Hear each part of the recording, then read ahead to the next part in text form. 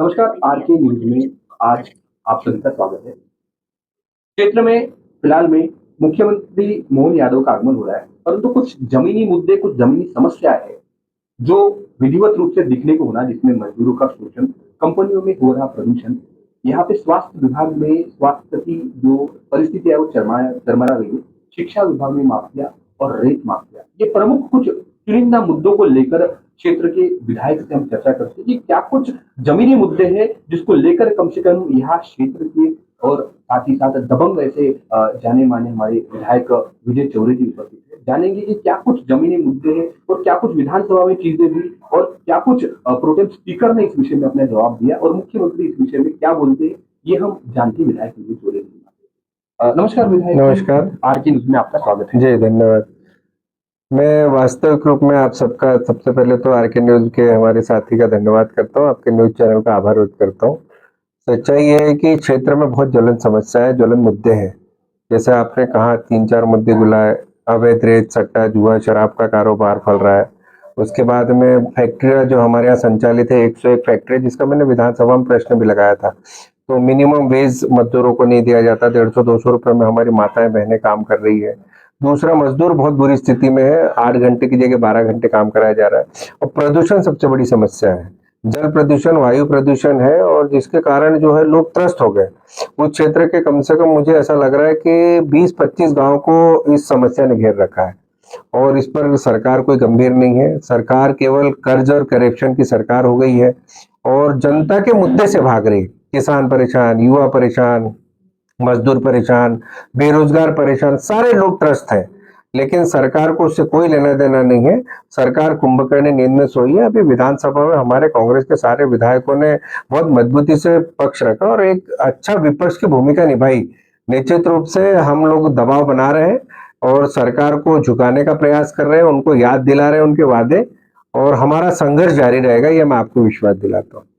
इस विषय में प्रमुख रूप से जैसे हमने देखा है कि जैसे कंपनियों का बोरगांव औद्योगिक क्षेत्र है, अगर हम नागपुर रोड से होते हुए छिंदवाड़ा आते हैं, छिंदवाड़ा से होते हुए हम जहाँ नागपुर की ओर निकलते हैं, तो वहाँ पर प्रदूषण की वजह से जो है खासा असर जो है बदबू की वजह से पशु-पंछियों पे हो रहा है और इस विषय में महिलाओं का शोषण भी एक बड़ी समस्या है। कंपनियों में जो मज़दूरों के साथ में खिलवाड़ हो रहा है, इसको लेकर प्रमुख रूप से अपनी क्या भूमिका रहेगी? पशु-पक्षी पर्यावरण सहयोगी होते हैं, हितैषी होते हैं। निश्चित रूप से पशु-पक्षी तो गायब ही हो गए और कई जो है इस प्रदूषण के कारण, वायु प्रदूषण, जल प्रदूषण के कारण मर रहे हैं। तो इसका बहुत बड़ा चिंता का विषय है, जहाँ हमारी पर्यावरण की खतरा हो रहा है। दूसरी बात ये है कि जो माता और बहनों को जो पैसे दिए जा रहे हैं, वो 150-200 रुपए के ऊपर पैसे नहीं दिए जा रहे हैं, जबकि कलेक्टर रेट जो है कम से कम 450-500 रुपए है। शोषण हो रहा है कुल मिला के। मैंने यही सवाल प्रहलाद पटेल जी से पूछा था कि भाई जल हमारी है, जमीन हमारी है, बिजली हमारी है, पानी हमारा, सब कुछ है और यहाँ फैक्ट्री लगा रहे हैं आप और कंपनी वाले करोड़ों रुपए कमा करके लेके जाते हैं, लेकिन फायदा क्या है उसका? ना मजदूरों का भला हो रहा है, एक तो जल प्रदूषण हो रहा है, वायु प्रदूषण हो रहा है, तो हित क्या हो रहा है जनता का? तो फिर ऐसे उद्योग न लगे ज्यादा अच्छा है। तो जब बाहर के लोगों को रोजगार दिया जा रहा है, तो ये सबसे बड़ी समस्या है। तो इस बात को लेकर के हम संघर्ष करेंगे। ज़रूर करिए। अब इस विषय में प्रमुख रूप से अस्पताल तो बना है, पर अस्पताल में ना तो हड्डियों का डॉक्टर है और ना ही अस्पताल की व्यवस्थाएँ इतनी है कि कम से कम वो यहाँ इलाज कर पाए।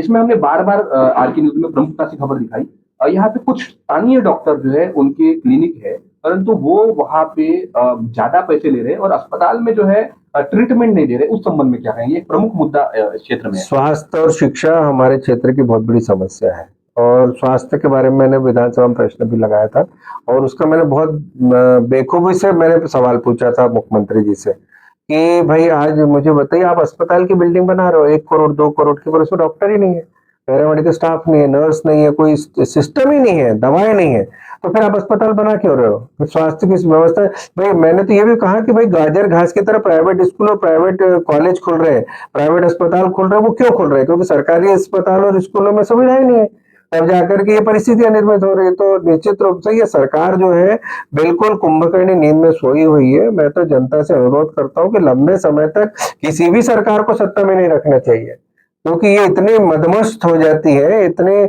मदहोश हो जाती है कि इनको जनता की चिंता ही नहीं है, सरोकार ही नहीं है लोगों से। अब इसमें क्षेत्र में बढ़ते हुए खनन है, जहाँ पर खनन का मुद्दा बार बार क्षेत्र में आ रहा है।